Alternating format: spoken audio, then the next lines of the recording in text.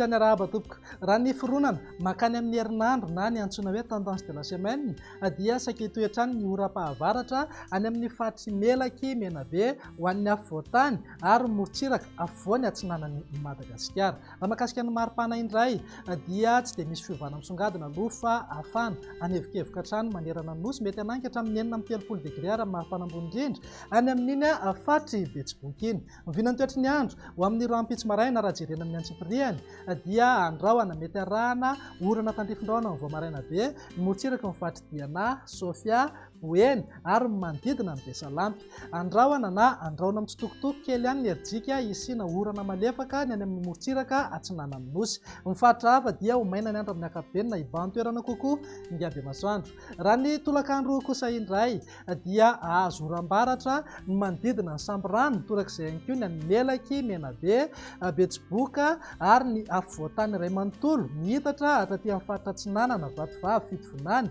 ary Atsimo Atsinanana. Andrahoana na andrahoana mitsitokotoko ny aty amin'ny tapany atsimon'ny nosy torak'izay ihany koa ny any amin'ny faritra avaratry Madagasikara iny.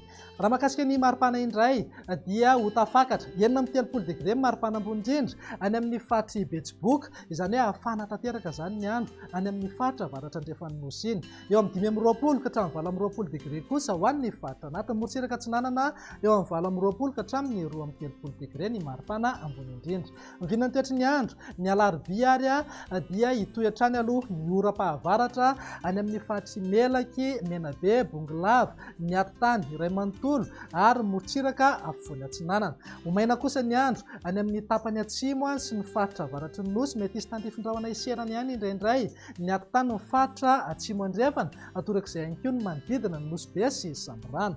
Mivinany maripana tsy dia misy fiovana misongadina fa eo amin'ny 13 ka hatramin'ny 30 degré zao maripana ambony indrindra any amin'ny faritra avaratra andrefana, eo amin'ny 20 ka hatramin'ny 20 degré kosa ho an'ny faritra anatiny. Mivinany toetry ny andro ny alakamisy no amaranantsika azy dia hitoetrany aloha ny orana tandrifin-drahona mitsitokotoko ihany amin'ny ankapobeny ho an'ny afovoantany sy ny any amin'ny faritry Menabe, Melaky torak'izay ihany koa ny any Atsinanana, Vatovavy, Fitovonany ary Atsimo Atsinanana.